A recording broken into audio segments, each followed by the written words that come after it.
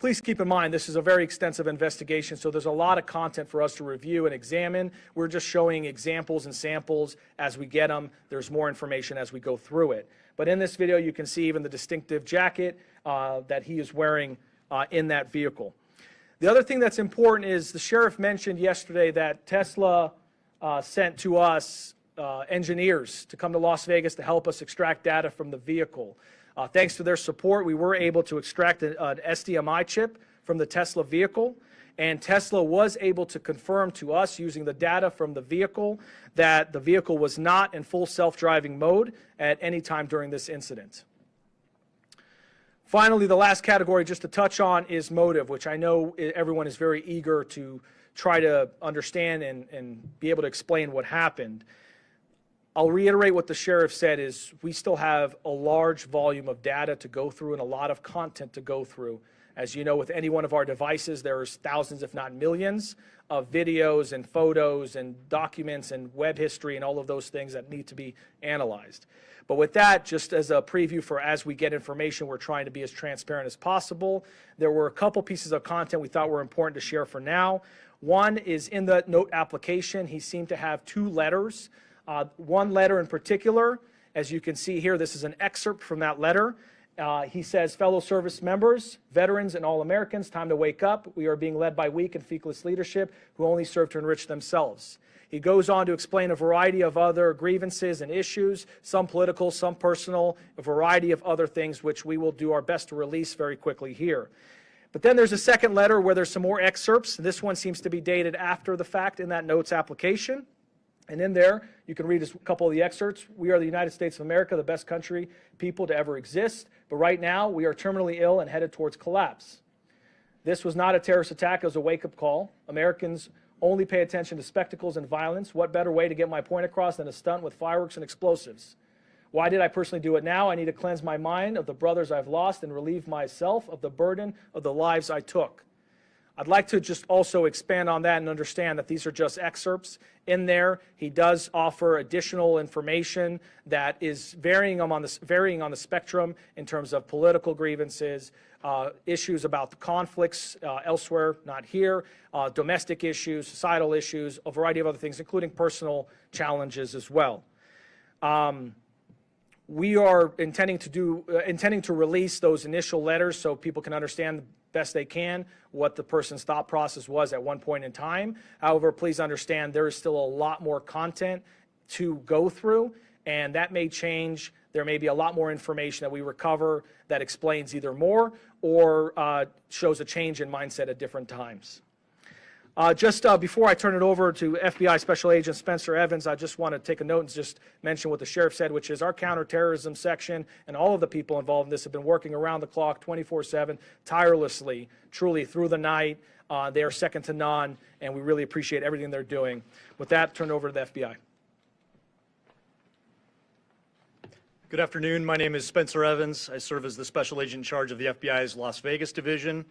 I'd like to express gratitude for everyone that's here today, and especially the partnerships that Sheriff Corrin just highlighted. It's been seamless collaboration between the FBI, ATF, Army, CID, Las Vegas Metropolitan Police Department. You know, if you walked into one of the command posts and someone's not wearing a uniform, you wouldn't be able to tell who works for which agency, and it's been outstanding collaboration. We do have significant updates that we're sharing with you from an investigative standpoint, but just want to reiterate, as Sheriff Corrin mentioned, there is still a lot of ongoing investigation. We have terabytes of data that we have to analyze. We have outstanding search warrants and subpoenas, interviews that are being conducted around the globe as we try to paint a comprehensive picture of exactly what happened.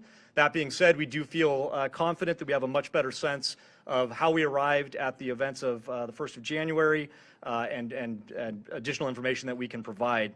So I'd like to first begin by addressing something that continues to be widely speculated, whether or not there was any connection between what happened in New Orleans on New Year's Day and then the incident here in Las Vegas just a few hours later.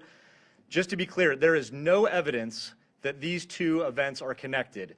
The only things that we have connecting them are incidental, what we believe to be coincidental similarities in that both vehicles were rented through the same service, that they were both subjects served in the military, that they both stayed at an Airbnb, things like that. We've identified no telephonic or email communication between the subjects, no information that suggests that they knew each other, that they ever served in the same unit, that they were ever assigned at the same place at the same time and had interaction, and no witness interviews have corroborated or provided any information that the two events are connected in any way.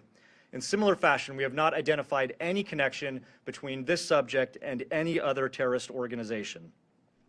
During the FBI's international investigation to date, as I mentioned, we have interviewed family members, friends, the subject's associates, and military members that he served with around the globe.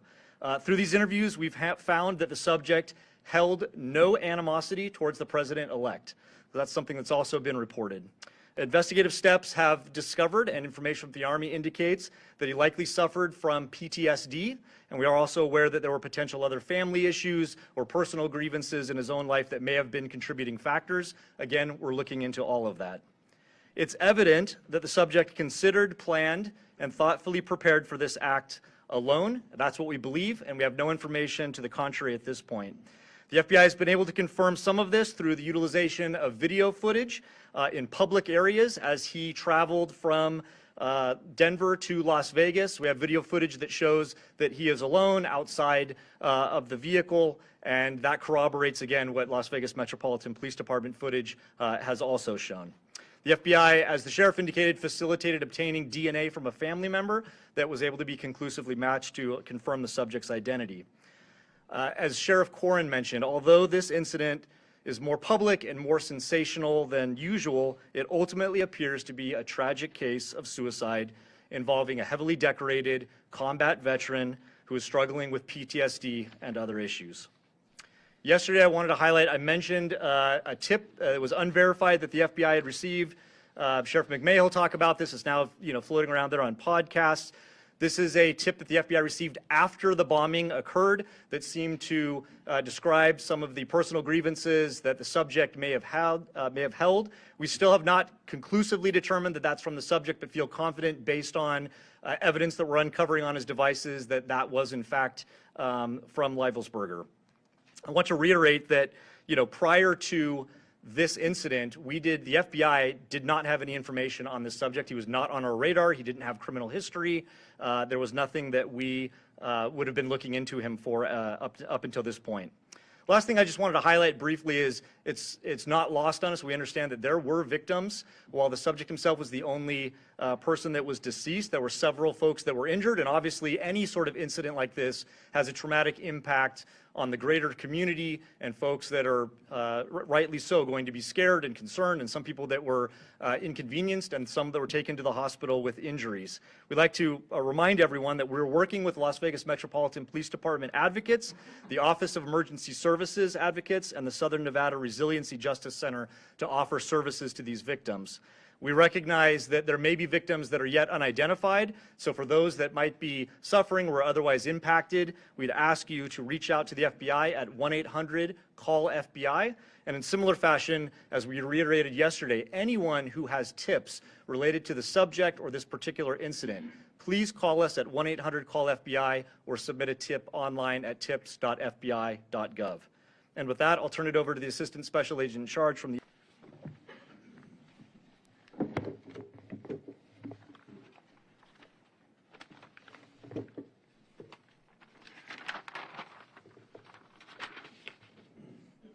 Good afternoon, everybody. My name is Kenny Cooper. I'm an Assistant Special Agent with ATF San Francisco Field Division. I have some very quick resource updates.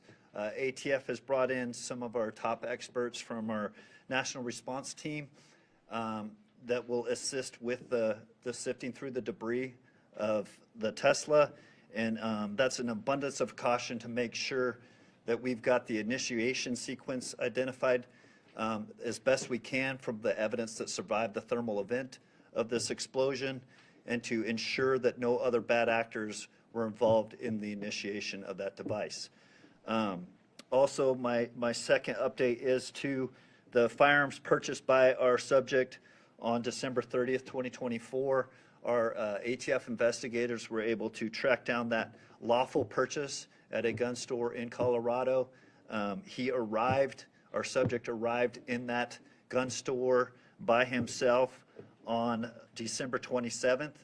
and initiated the ATF Form 4473 and actually paid for those 2 firearms that were recovered from the Tesla on the 27th, and was sole occupant of a vehicle arriving and departing that on that date. And then on the 30th, we have video evidence of our subject entering that gun store as the sole occupant of the Tesla. He actually received and transferred those 2 firearms and took into his possession at that time, and departed as the sole occupant in the Tesla. Those are the 2 updates that I'm here to provide to you at this time. Thank you.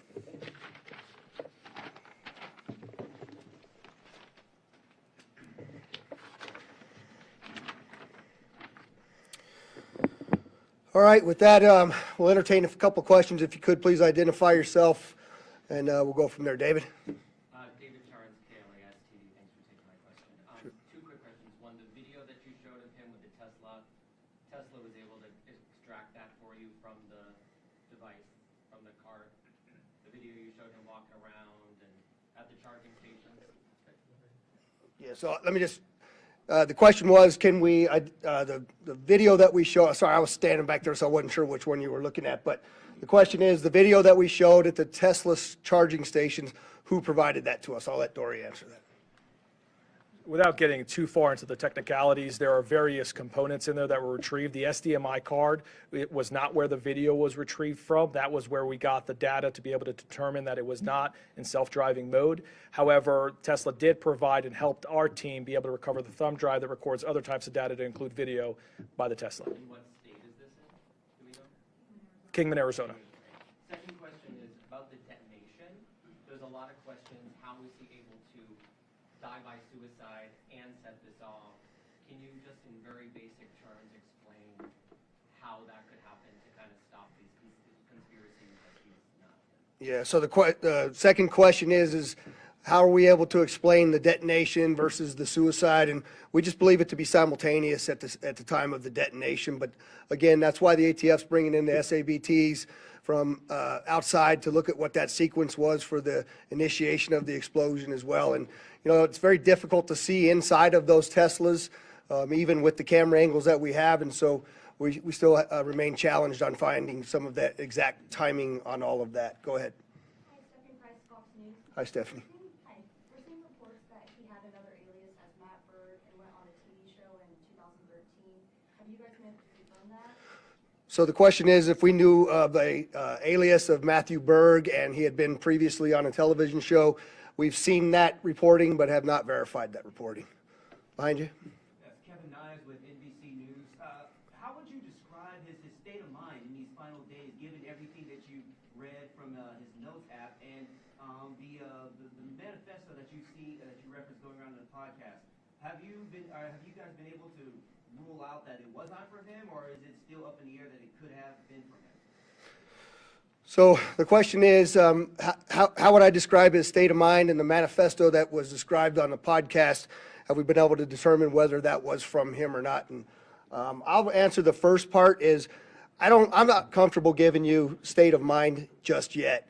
I certainly am leaning a particular way, but again, I'd like to be factual to you. I think when you read the documents that we're going to give you a link to at the end of this press conference, that you can go in and make some of your own assumptions about what that is.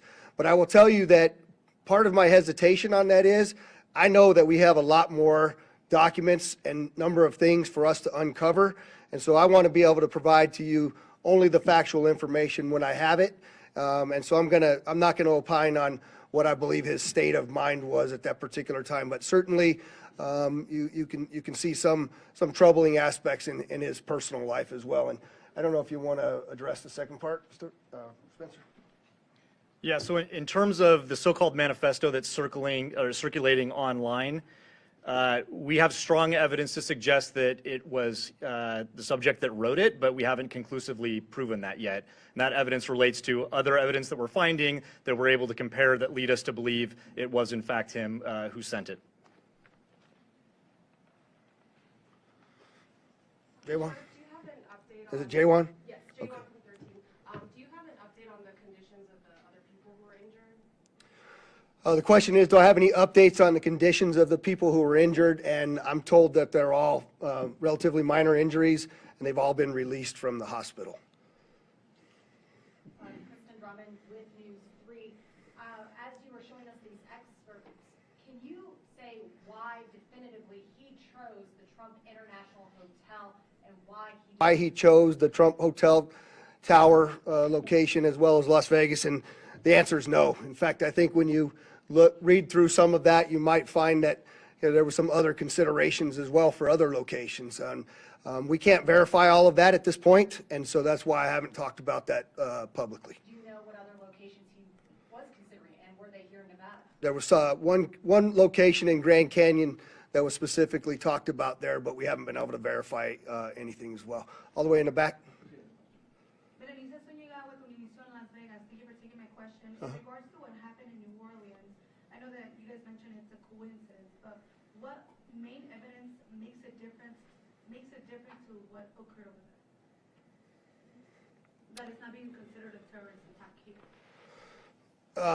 So the question is why don't we consider what happened in New Orleans and what happened in Las Vegas connected? And the simple answer to that is we don't find anything to actually point us in that direction. There are those coincidences that we have spoken very openly about, but we have not found throughout this entire investigation anything that ties the two attacks directly together. Go ahead in the back. I had a question. Were you guys able to identify the type of explosives that were in the vehicle and where he would be able to find those? So the question is, were we able to identify the types of explosives that were in the vehicle and where he was able to find those? There's a mortar-type fireworks in the back of the vehicle, some camping fuel, and we do know that it looks like from that document that we're going to provide to you that he may have stopped outside of a location in New Mexico and obtained those fireworks legally. But that is another aspect of the investigation that continues. Hi, Noble Brigham with the Review Journal. Hi, Noble. Thanks for taking my question. We've heard that the suspect wasn't opposed to President-elect Trump. Do we know anything about what his political views were? The question is that we know that we've said that he was not opposed, the suspect was not opposed to President-elect Trump, and do we know what his political views are or were? There's a variety of different reporting out there, Noble, on what that is and some of the people around him and what their particular political views were. I think when you read some of these documents, you'll see that he actually calls it a stunt in one of these documents that we're going to release to you, that he was trying to get the attention of the American people because he was upset about a number of different things. But I'll let those writings speak for themselves. I'm not conclusively telling you anything about his political affiliations at this point, but I think that's more to come on that. Sir? Connors Gutierrez with CBS News. Talk to us about you have an individual who is obviously struggling with mental health here, a member of the military service. There are others out there who may be struggling with this, a lot of mental health issues here.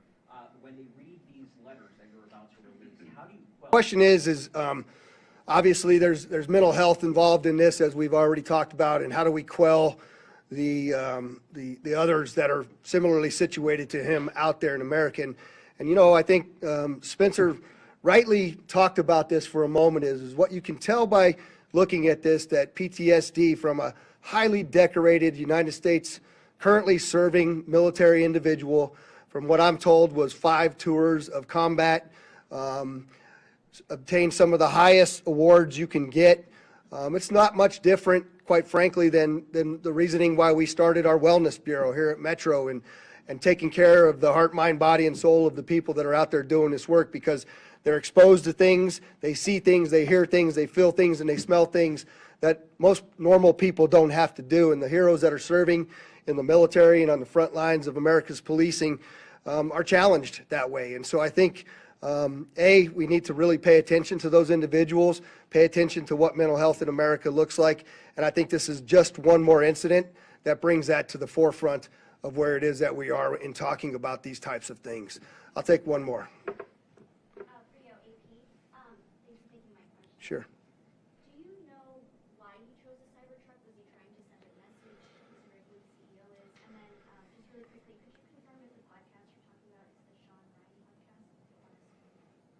The Sean what? Is it the Sean Ryan podcast? Is that the name of it? Yeah. So, can I tell you why he chose the Cybertruck is the first question? No, not really. I haven't been able to find anything definitive about it. Secondly, is it the Sean Ryan podcast? And yeah, that's the podcast that I'm referring to. And I'm sorry, there was one more hand over here that, go ahead. Here in Las Vegas. Hi. Has there been any more speculation, more understanding on why he chose the route that he chose? Obviously, coming from Colorado, you can go through Utah. That's a more common way to hit the 15. Any more understanding when we're thinking about all the different potential sites that he could have chosen for this? So, but I can tell you that there's some writings in those documents that we're going to release to you that he mentioned going to the border as well as going to the Grand Canyon. And so we continue to look through all of the available evidence to help us answer that question better. And with that, I'd just like to, again, thank you all for the great work you're doing in helping us get this story out. And obviously, as we get additional information, we'll push it out to you. Thank you very much.